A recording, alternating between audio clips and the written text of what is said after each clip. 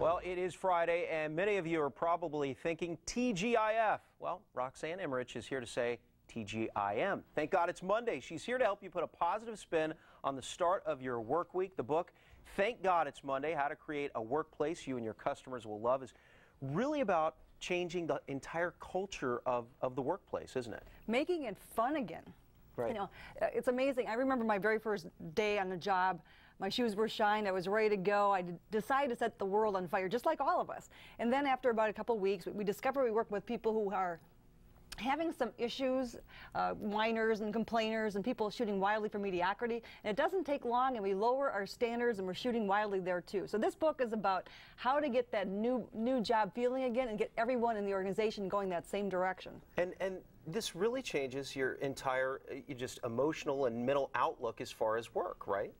Absolutely. When I've been doing this work for 20 years, and so when we go into companies, we've gone into companies that haven't grown more than 2% a year. Within 30 days of doing this intervention, we've had companies grow 35%, which is more than they've grown the previous decade combined, just by getting people feeling unstoppable again and treating each other in good ways that we forget to do in the workplace. Now, you say there are 7 habits that you want to adopt to change your attitude. Let's quickly go through them. Okay, good.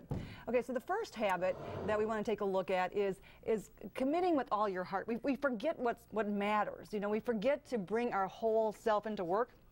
And so this book is about deciding to get back on the horse again and deciding not to allow all those things that pull us away to pull us away. So, for example, a lot of people, they start their job and they have this good intention, but then they lose their energy and their power because they work with people who take their energy away, the energy vampires, we call them in the book. Right. The people who gossip in the newsroom or gossip wherever. That's right. And they're everywhere. And so what you have to do is learn how to handle them and make them stop that. Because when they're around you doing these things, that behavior sucks us dry. And then communicate clearly. Ask for what you want. So most people go into victim mentality of, well, I couldn't tell my boss that. I couldn't ask for that from that department. So we go into the victim thing saying, I have no control. And the point of the book is learning how to have control again, having the fun of being able to say, hey, Greg, I need this from you now. Or Greg, I need this by 2 o'clock. And if you don't have it by 2 o'clock, Greg, dude, I'm in trouble with my boss because you're not getting this to me. I need a commitment that from now on you'll never be late again. Ask for what you want. So that's the communicate clearly piece of being clear as opposed to whining about things that you don't get. And then you talk about going beyond your job description, and that you're really talking about helping your coworkers when they're in need of help, right? People are not hired for their job description. They're hired for their ability to see what isn't there and make it happen. So we do a lot of work in the banking industry. I started off in the banking industry, but we work with all industries. And if you know, most banks kind of have a lot of emotional constipation going on, and there's not a lot of fun. And so, you know, what we're trying to get them to do is to get about making a big difference for the customer and having fun again. And when we do the work with them, it's amazing how the very next day, customers will line up saying, I've been banking here for 20 years.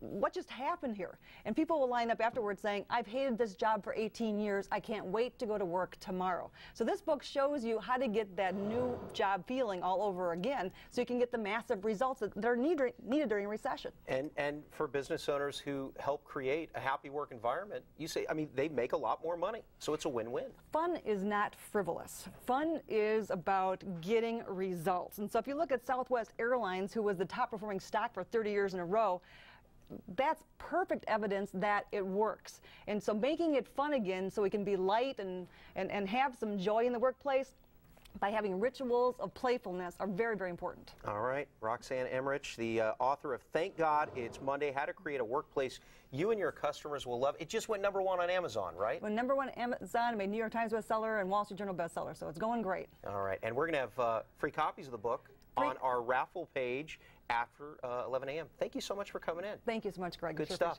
Thank you. And for more information, you can just go to our website, sandiego6.com. We'll still...